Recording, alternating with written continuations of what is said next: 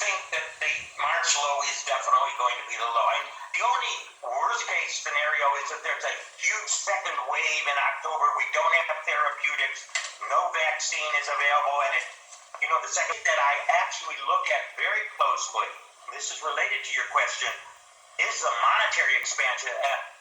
The monetary expansion, M1 money supply has gone up 19% in 6 weeks.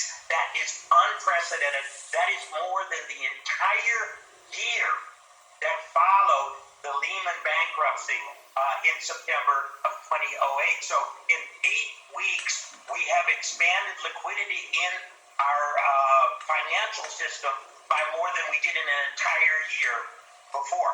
That liquidity, once confidence begins to recover, wow, that's going to go into spending, and I think that's going into the stock market. And I think one reason the stock market is only 15% below its all-time high is they're looking at that liquidity and say, hey, where is that going?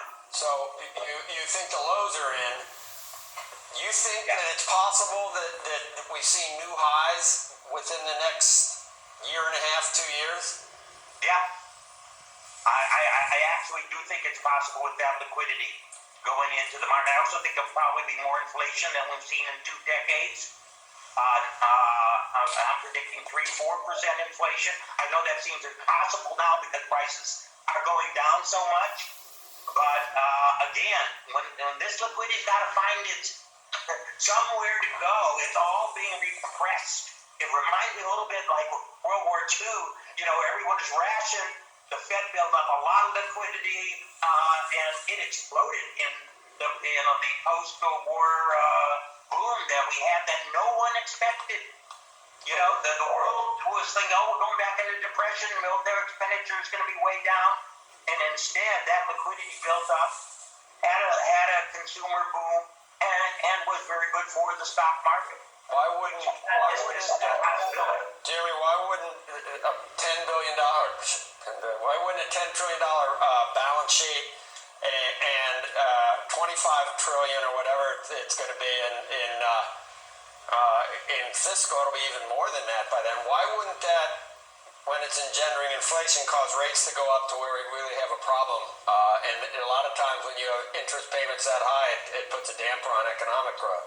Well, rates are definitely going to go. I think the 40-year bull market in bonds, which is one of the longest bull markets in world history, is over. We saw the lows in March, and we'll never see those lows again. And I think rates are going to go. The Fed will keep the short rate low for a long time, and they're going to let inflation run beyond its 2% limit. The long rate's going to creep up 1, 2, 3, 4 as we get to 21, 22 going forward. We're not going back to those, 16% rates we had in 1981, anything like that. I'm not predicting hyperinflation or anything like that. I'm just predicting a much more stronger push on this liquidity into these next few years. And, moderate inflation is not bad for the stock market. It is terrible for the bond market. It's not bad for the stock market. All right, Jeremy Siegel of Wharton, and thank you very much. It's good to see you. I haven't seen you in a while. And thanks to our jobs panel.